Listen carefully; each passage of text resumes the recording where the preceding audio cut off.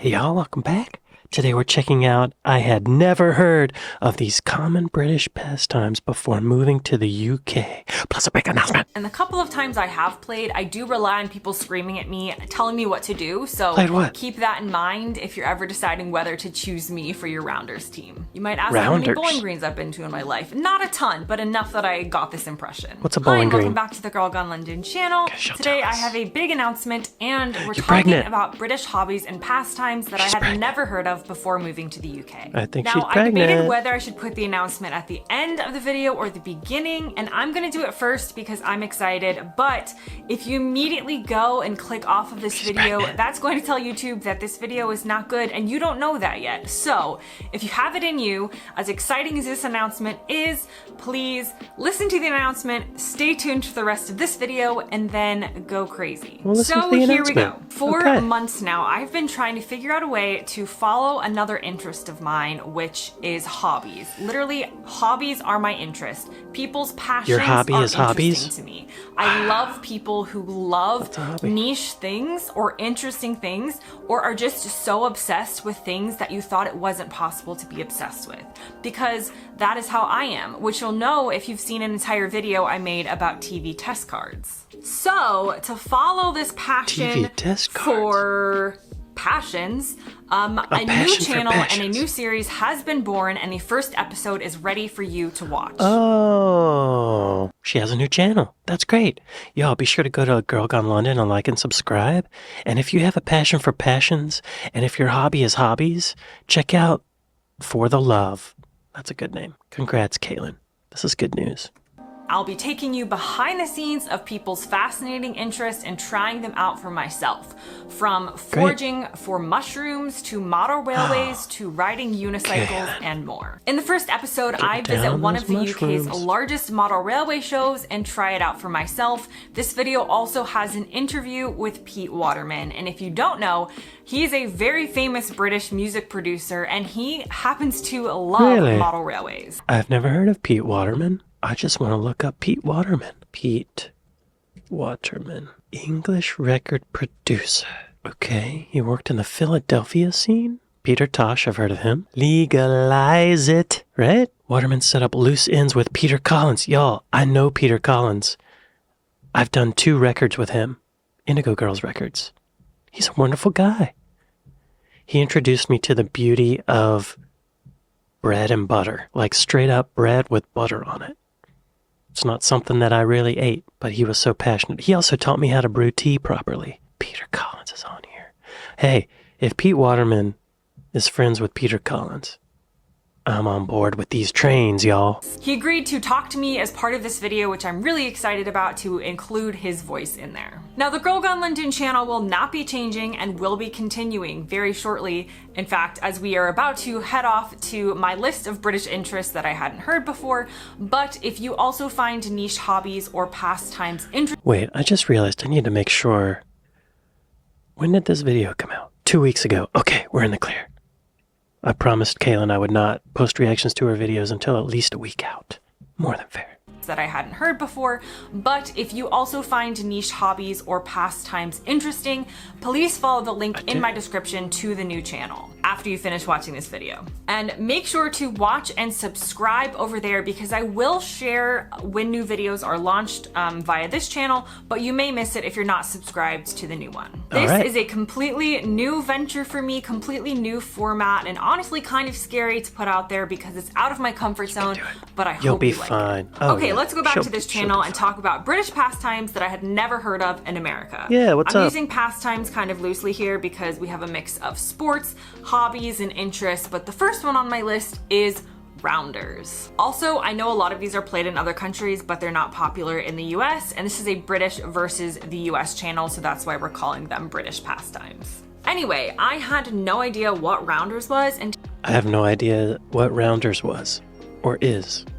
until I met a bunch of British people playing it. They tried to get me to understand the rules by saying it's like baseball, and it kind of is, but there are enough key differences that you definitely look like a dumb American if you play rounders while thinking it's baseball, because they're not actually that similar. You also run in rounders whether you hit the ball or not, which is again where I kept going wrong, because in baseball you get 3 strikes, so if you miss the ball you kind of just wait there and you get to go again up to 3 times. In rounders, even if you miss it, you run, so everyone starts yelling at you, what are you doing, if you just stand there waiting for the next pitch. That's not gonna happen. The fields are also a different shape, though rounders is more of like a garden game or game you play at school rather than a professional sport that you watch on TV like baseball. Okay. So sometimes a rounders pitch or field is just the best you can randomly do in your yard. Honestly, I'm still not entirely sure about the rules of rounders, and the couple of times I have played, I do rely on people screaming at me, telling me what to do, so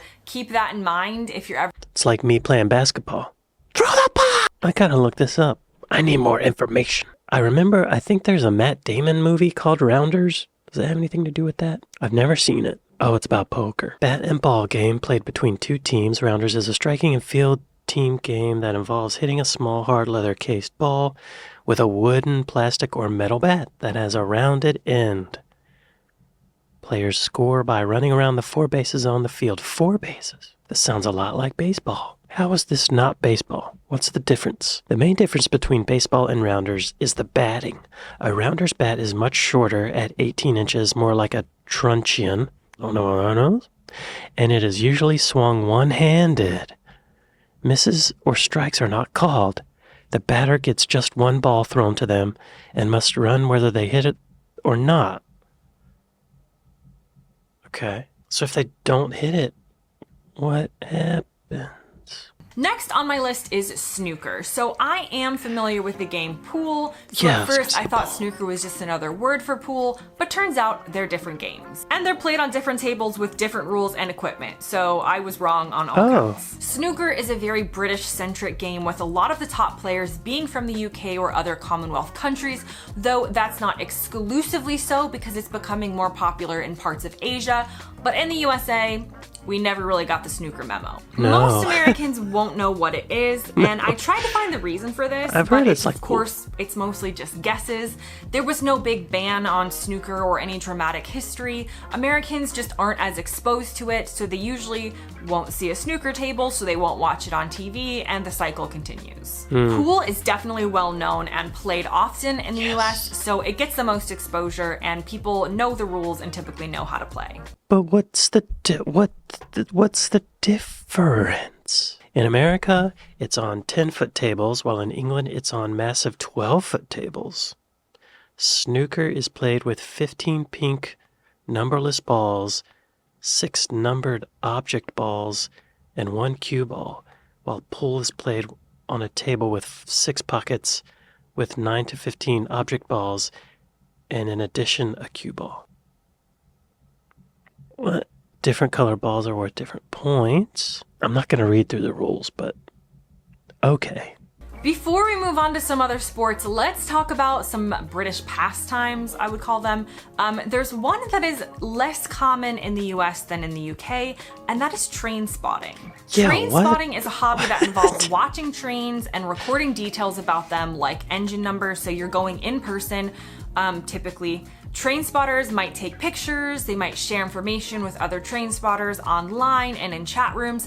And in the USA, people do this. Apparently it's called rail fanning in the USA. But train spotting has been a part of British culture since the 1940s. It took off a little bit more in the US after the 1996 film adaptation of the novel of the same name. And actually train spotting in the US has grown a lot since 2020, as it was something that people could do while socially distanced, and also people started live streaming trains to watch at home. But it's even more niche in the USA than in the UK, I would say. If you think about it, the US is not as well connected by a train as the UK, and actually getting to a place where you can look at locomotives passing isn't as easily accessible to many people in the USA as it is in the UK. And so regardless of how many people participate in the hobby in the US, This video is things I didn't know about before moving to the UK, and I hadn't heard of train spotting, so that's why it makes the list. Yeah, I've only learned that train spotting was a thing and not just the title of the movie within the past year. I think it was in another video I reacted to. I don't totally understand the appeal, but I guess it's kind of like birdwatching. Trains aren't my thing, but I can see how someone would be interested in different models and whatnot. But what I absolutely don't get is the activity. Are you making sure they're on time? Genuinely curious. We don't really have trains in the US like in the UK and Europe, so there's not really a following. Train spotters generally like to spot all the sets, locomotives of a particular class of rolling stock. Each set or locomotive, if it's not a multiple unit, will have a number, and they will often note the number down and take a photo. I'm not aware of them caring all that much about times. There are also those who are more interested in heritage trains, steam trains. These will generally be unique specimens. I think it's probably much the same as plane spotters or bus spotters. Wow. I bet, Pete Waterman is into model trains. I bet he's into train spotting. Next on my list is bowls or lawn bowls. This is honestly one of the most Bowls? British sports you can find. And in fact, bowls in England is traced back to the 13th century. Or balls? I'm not necessarily the right age demographic yet for bowls. I feel like I do notice an older demographic in the sport as the ones who belong to bowls club and things like that. But I weirdly find the contained nature of a bowling green very relaxing for some reason. Just being there. You might ask how many bowling greens I've been to in my life. Not a ton, but enough that I got this impression. Now, bowling like this is very popular in the USA, but we're not big on lawn bowls. Many will not have heard of it, and the closest we have is a cousin to bowls known as bocce ball. But it's not the same, and even bocce ball is going to have a small amount of Americans who know how to play or have heard of it compared to our other major activities. On the other hand, I feel like even if you don't play it, most Brits have at least heard of bowls, and American lawn games tend to be things like horseshoes or cornhole, so clearly we like to throw things rather than roll things. I don't know. Next on my list is... Hang on. There's a place called Bowling Green, I think in Indiana. There's a city called Bowling Green. Bowls, also known as lawn bowls or lawn bowling, is a sport in which players try to roll their ball, called a bowl, that's not confusing, closest to a smaller bowl, known as a jack or sometimes a kitty. Okay. The bowls or balls are biased, so they follow a curved path when being rolled, so the balls don't roll straight. I've definitely heard of bocce ball, and it's usually like an older person's game. I want to see a bowling event.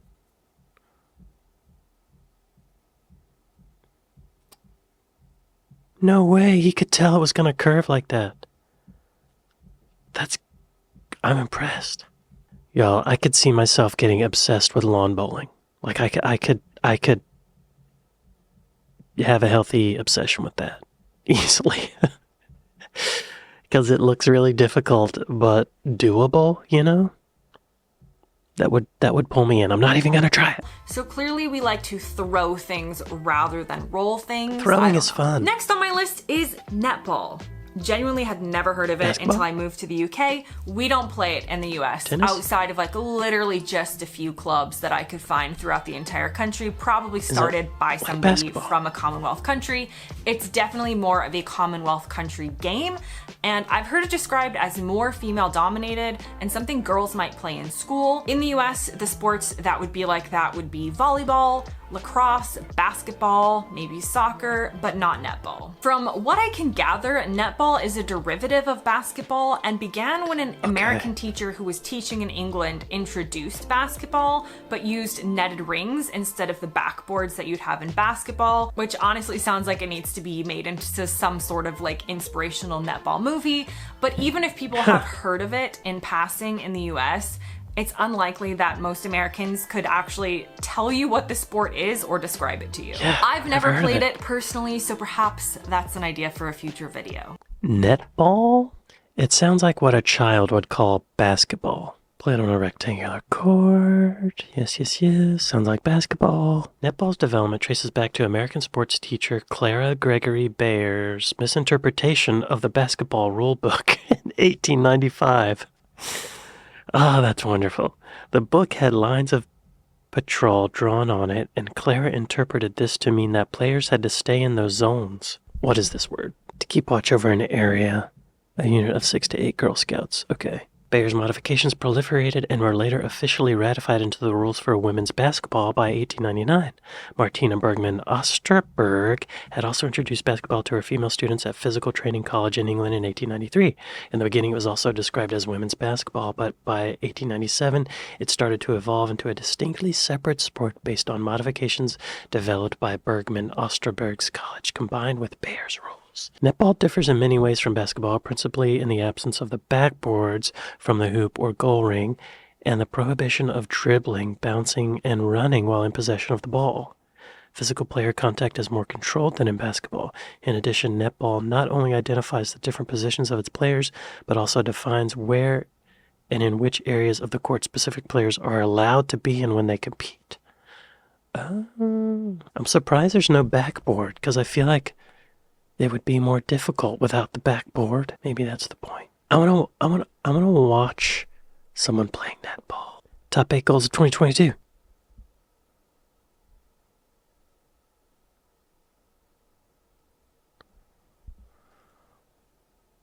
It does remind me of volleyball. It's like a less aggressive basketball. I think I might be really good at netball, y'all. I'm kind of tall. I'm 6 feet tall. You know, running up and down the basketball court tires you out. So if I could just kind of plant myself without the fear of someone fouling me and bumping into me, I'd probably be pretty good at it. I've never played it personally, so perhaps that's an idea for a future video. Next on my list is punting. When you say punting to an American, Football. we think of punting like kicking a ball in American Right. football. In the UK, some people enjoy punting that looks like this. You're boating in a boat that is known as a punt, hence the name punting. A punt is a flat-bottomed boat, and you use a long pole to push it along a river. They were Like a first used to carry gondola, cargo and for fishing, but now Yeah. people use them recreationally, typically in cities like Oxford or Cambridge or Canterbury, and it's a quintessential British experience to have, and some people are really into it. That's so a there are beautiful punting area. clubs like the Thames Punting Club, as well as punt racing, though most people in the UK do see it as something to do occasionally on a really warm day on a visit to one of the cities I've mentioned. What's the deal with punting? Never heard the word used like that. All these football videos pop up. Punting in England. Hello there, and welcome to Scudamores Punting Company in Cambridge. Hello. The aim of today's tutorial is to help you maximise your time out on the river by teaching you correct punting technique. All right. Now, the first thing you need to do when you get onto the boat is turn your feet out to the right-hand side of the boat and keep the pole on the right-hand side. Okay. Now, when you want to go straight, pick the pole completely out of the water and let it slide through your hands until it hits the bottom of the riverbed, roughly in line with where the back of your foot is. When you want to go straight, walk your hands up to the top of the pole and try and keep the pole in line. I could do with the side of that. the boat. I could do that. When you want to steer the boat, keep the pole just under the surface of the water and you can use it like a rudder. So if you want to go right, swing the pole under the water to the right-hand side. That works. I'm surprised. If you want to go left, swing it under the water to the left-hand side. If you want to turn a little bit sharper or need to turn around completely, pick the pole out of the water, place it away from the boat, and push the pole away from the boat until the boat spins around. Look at this place behind him. Like, no mention of it. Like, this is a normal place. It's a normal environment. Yeah, all the videos that came up when I typed in England punting or punting in England was Cambridge or Oxford. It's a very posh activity. Have this young man steer me around on a boat using a pole. And finally, narrowboats. The US does not have a canal system like the UK for these narrowboats, and Americans like boating, but the boating that they do is typically on a lake or out in the ocean. Yes. So the wonderful world of narrowboating is not familiar to most Americans. Oh. There are some boats on the Erie Canal that are more similar to a wide beam in the UK, and the US does have houseboats. But UK narrowboats are specifically designed for this canal system.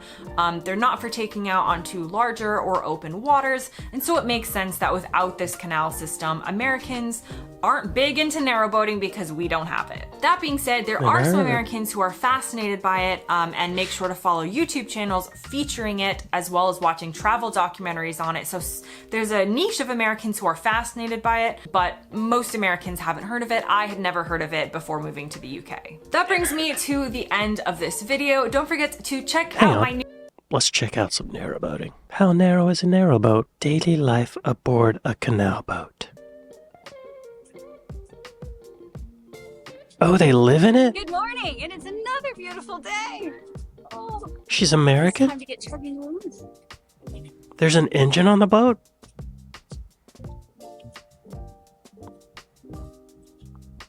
She needs one of those poles. Oh, poo-poo. It's a nice morning aroma. Yeah. Where are they going? Manure, so it's that was pretty much our cue to get going. Where are you going? Especially before we got any closer. You're just getting away from the poop? In the small English town of Ellesmere, where we moved aboard this 49-foot solid steel narrowboat. It's called a narrowboat for a reason. Across Great Britain, there's more than 2,000 miles of canals to explore. And they were originally built in the 18th century to be the nation's industrial arteries, where narrow working boats transported Britain's goods. And over the next couple of weeks, we'll be experiencing life along one of the most stunning canals in Britain, On action right here. Wow. the Llangollen,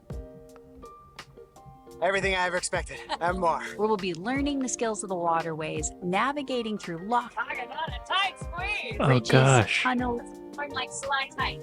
and crossing the highest canal aqueduct in the world. Here's our What? and What? yeah. Today's goal is to chug down the canal and make it to our very first lock. And then figure out that and become masters of locks. Locks. Lock masters. Wow. I had no idea this was a thing. Yo, this looks fun. This looks like a great way to check out the countryside. You can run up and pay attention to what everybody else is doing, and then it'll be no big deal by the time we get. How do they maintain the water levels? Wow, y'all. I want to see a map of the canals. Oh. Wow. You can go all over. You can go from London to Liverpool, all on the canals. I mean, it would take forever, I'm sure, but y'all, that looks fun. Thank you, Kaylin, for introducing this to me. Never would have known. I kind of want to do it, y'all. There's a niche of Americans who are fascinated by it, but most Americans haven't I'm heard in of it. that niche I've never now. heard of it before moving to the UK. That brings me Wow. to the end of this video. Don't forget to check out my new model railway video at the link below, and thanks again for watching. Y'all be sure to go to Girl Gone London and like and subscribe. Narrow boating? I gotta do it. That looks fun. It looks like something that my childhood self would absolutely love. There was a phase where I was really into paddle boats for some reason. I went with my parents to some hotel that had a paddle boating canal that went all around the hotel. It was like a resort or something. And I was fascinated by that. You could just get in a paddle boat and go around and travel around. I think it was the sense of freedom, because you know when you're a little kid, you can't drive, you can't go anywhere. Do any of y'all go narrowboating in the UK? Do any of y'all have a narrowboat I could borrow for a few months, a couple years? Kaylin always finds stuff I haven't heard of.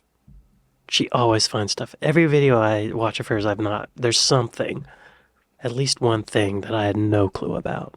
Way to go, Kaylin. And Kaylin, congrats on your new channel. Good luck with it. Break your legs with it. It looks great. Great idea. I wish I thought of that idea. Anyway, y'all, if you made it this far in the video, how about giving me a like and subscribe? I'd like to thank my patrons. I'd like to thank my Buy Me a Coffee people. Well, thank y'all for watching this with me, and I'll see you next time. Later.